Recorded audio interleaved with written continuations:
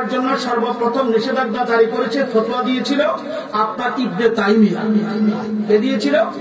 ইবনে তাইমিয়া, যে রাসূল পাকের রওজা শরীফ জিয়ারতের জন্য যারা আসবে তারা মুশরিক। নাউযুবিল্লাহ বলেন না কেন?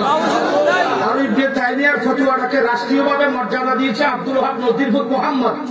আব্দুল ওয়াহাব নজিরভুত মুহাম্মদ কিভাবে রাষ্ট্রীয় মর্যাদা দিয়েছে? আব্দুল ওয়াহাব নজিরভুত মুহাম্মদের একটা সুন্দরী মেয়ে ছিল। এই মেয়েটা বাদশা ইবনে সৌদের কাছে বিবাহ দিছে। ইবনে সৌদ হলো জামাই আর আব্দুল ওয়াহাব নজিরভুত মুহাম্মদ হলো শ্বশুর। শ্বশুর আর জামাইয়ের খেলা। শ্বশুর কি করলো?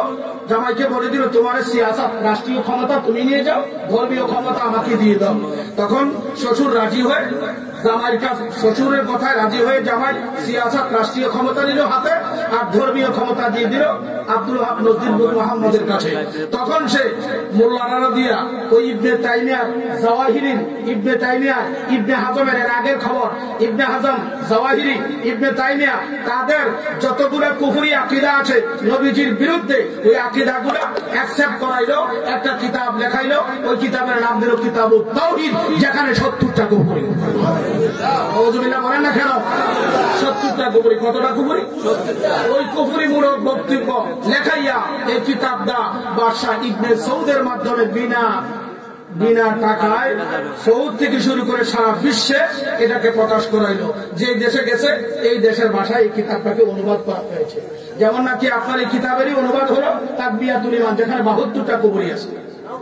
तकबीरतुल ईमाনের মধ্যে লেখছে जिसका नाम मोहम्मद আলী है उसका जिसका मालिक और मुख्तार नहीं, যার নাম মোহাম্মদ এবং আলী, তিনি কোনো কিছু করতে পারেন না, কোনো কিছুর ক্ষমতা নাই। জোরে বলুন না নাউযুবিল্লাহ। ওই কিতাবে লেখছে আত-তাওয়াসসুলু বিল আউলিয়া আত-তাওয়াসসুলু বিল আম্বিয়া ওয়াল আউলিয়া শিরকুন, নবীগণ ওলিগণের তাওয়াসসুল মানে উসিলা করা শিরক। আর এখন এটা ওই নজদিরা, এই নজদিদের ক্রেতা গোলামরাই বিভিন্ন জায়গায় এসেছে বলে আর আপনাদের সন্তানকে পড়াই দিচ্ছে যে তাওয়াসসুল আম্বিয়া, তাওয়াসসুল আউলিয়া, এটা শিরকি বিল্লাহ, আল্লাহর সাথে শরীক করা হয়। জোরে জোরে বলুন নাউযুবিল্লাহ।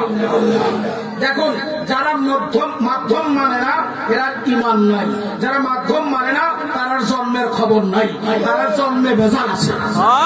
কেমনে শুনুন, আল আম্বিয়াউ ওয়াল আউলিয়াউ, আল আম্বিয়াউ ওয়াল আউলিয়াউ ওয়াসায়াতুন বাইনাল খালিকি ওয়াল খালক, বাইনাল খালিকি ওয়াল খালক। কিতাবের নাম নোট করতে পারেন, জাওয়াহিরুল বিহার ফি ফাযাইলুন নবীর মুখতার সাল্লাল্লাহু আলাইহি ওয়াসাল্লাম, 4 ভলিউম 4 খণ্ড। ওই কিতাবের মধ্যে স্পষ্ট করে উল্লেখ করা হয়েছে সমস্ত নবীগণ, সমস্ত রাসূলগণ, সমস্ত ওলিগণ আল্লাহ ও সৃষ্টির মাধ্যম। আল্লাহ সৃষ্টির মাধ্যম। এরা কথা হলো কোনো মাধ্যমটার দরকার নাই, স্বয়ং ডাইরেক্ট আল্লাহ। ঠিক কিনা বলেন?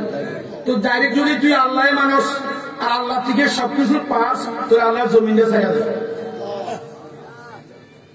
জমিন কার? আল্লাহ। জোরে বলেন আল্লাহ। এই জমিনে দাঁড়াইতে পারবি না, ডাইরেক্ট শূন্যের উপরে দাঁড়ায় থাকতে হবে। দাঁড়ানোর জন্য আল্লাহ কি জমিনকে মাধ্যম বানাইছে, দাঁড়ানোর জন্য জমিনকে কি বানাইছে? তো তুই জমিন ছেড়ে দে, তোর যে অক্সিজেনের দরকার, তোর ঠিক আছে সূর্যের তাপ বন্ধ হয়ে যাও, তোর অক্সিজেন কোথা থেকে? তাপ বন্ধ হোক, তোর ব্যবস্থাটা কোথায় যাচ্ছে? সূর্য বানানো হয়েছে আমাদের বাঁচার জন্য মাধ্যম, মাটি বানানো হয়েছে বাঁচার জন্য মাধ্যম, সত্য না মিথ্যা?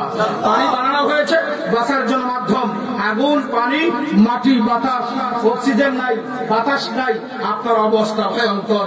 দেহ বাঁচার জন্য